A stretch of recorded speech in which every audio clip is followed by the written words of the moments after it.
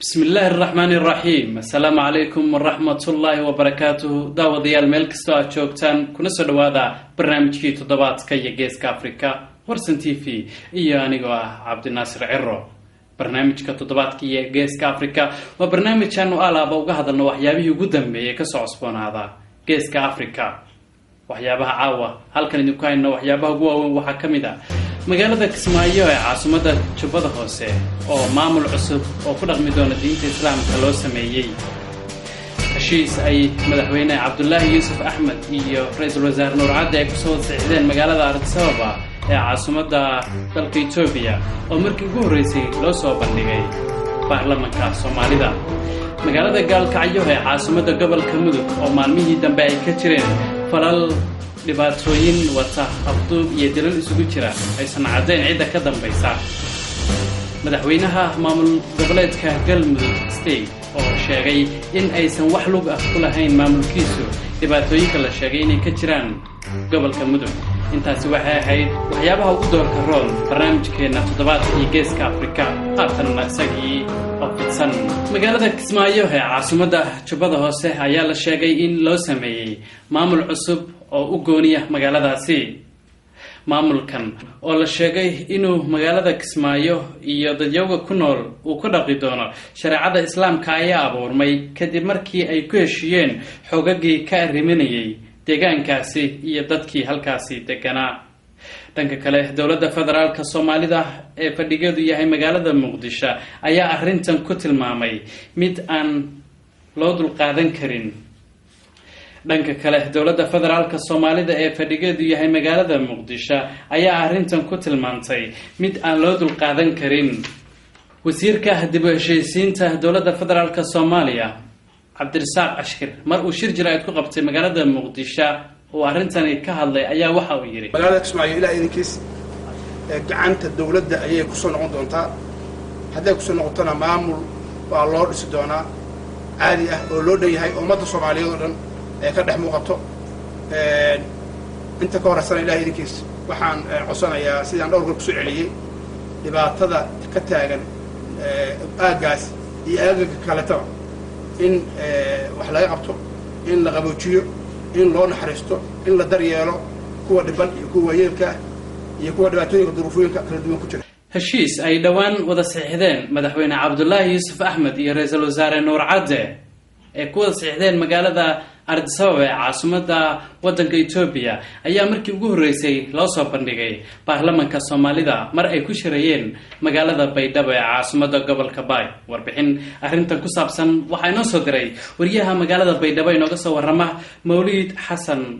Sheekh xildhibaanada baarlamaanka Soomaaliya ayaa maanta fadhi ay ku yeesheen xarunta baarlamaanka uu ku leeyahay magaalada Baydhabo waxaa loogu qeybiyay qoraallo ay ku dhasan yihiin heshiis ay dhawaan ku soo kala saxiixdeen mas'uuliyiinta ugu sarreeya dawladda magaalada Addis Ababa ee dalkaasi Itoobiya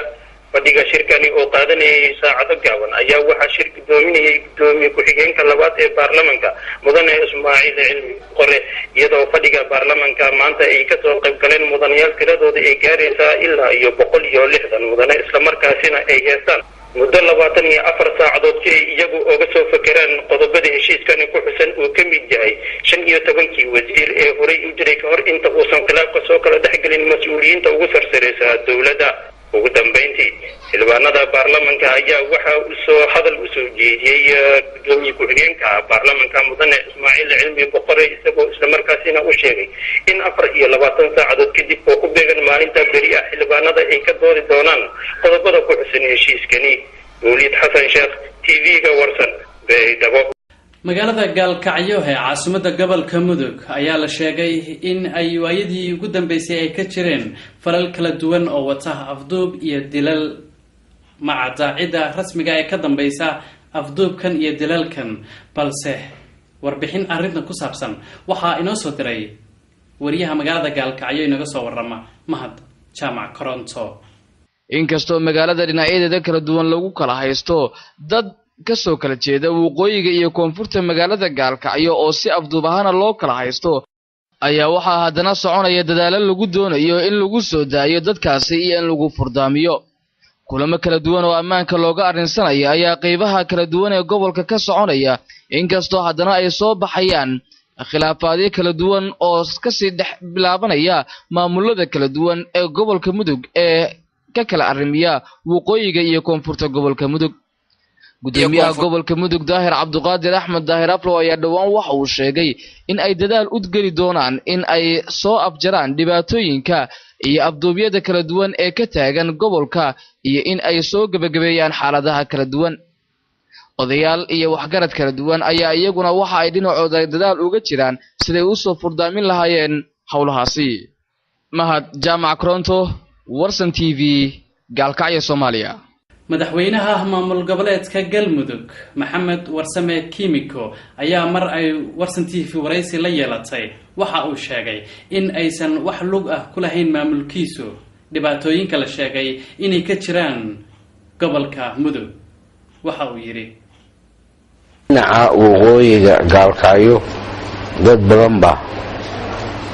lagu diiday qof ahaan mana filayno anagu lugna kuma lihin waayo sabab aan qof ugu raadsana ma jirino waxa qofkii naga dhaxeeya ma jirin inkastoo ay walaalahan yiraahdeen dadka wax dilhaya xagay ka yimaadeen wantaana u qaadanay inay doonayaan dadkoodii meel kale ku jeediyaan ku mideeyaan waana arrintaas in khatarteeda laftigeedu leedahay waa waxyaabaha eedeynta caynkaasi waxyaabaha keenaya in baabuur la kala qaato dad la kala qafaasho waxyaabahaas ka mid tahay waxaan ku rajo weynay inaan iska xallin doono meeshaan Soomaali dagaal dambe iyo dhiig daatana uma baahna intii hore ilaahay nagu kafeeyo waxa ugu caan islaada marka arrimahaas labada dhinac ka dhex aloosan ilaa imika waxa ugu aan waxaan oran karaa horta kalsooni darro uunba ugu weyn meeshan la yiraahdo hadda Gaalkacyo meesha la yiraahdo waqooyiga waxaad moodaa inaysan gacanta Puntland ku jirin marka reerihii aan isla deganayn uun baan u maleynayaa inay gacanta ku hayaan adiga ninka saas ku haya uu meesha wax la doonayo waa nabadgelyo meeshaan intii xabad lagu wada hadli lahaa in afka lagu hadlo la iska warqabo ayaa muhiim ah marka nin kastoo xaggaas ka talinayaba annagu waxaan ku soo dhaweynaynaa walaalnimo gacno furan nabadgelyo intoo kalaan iyagana ka filanaynaa inay nagu dheeraadana ma aha waxyaabahan waxay mar walba in la xalliyo waa hagaag daawadayaalkaasi wuxuu ahaa madaxweynaha maamul goboleedka Galmudug State Maxamed Warsame Kimiko oo waraysi la yeelanay barnaamijkii toddobaadkii geeska Afrikana intaas ayaan ku soo gabagabeynayaa waa anigoo Cabdinaasir Cirro Warsan TV dhamaantay waxaan idinkaga tegaynaa sidaa iyo nabadgelyo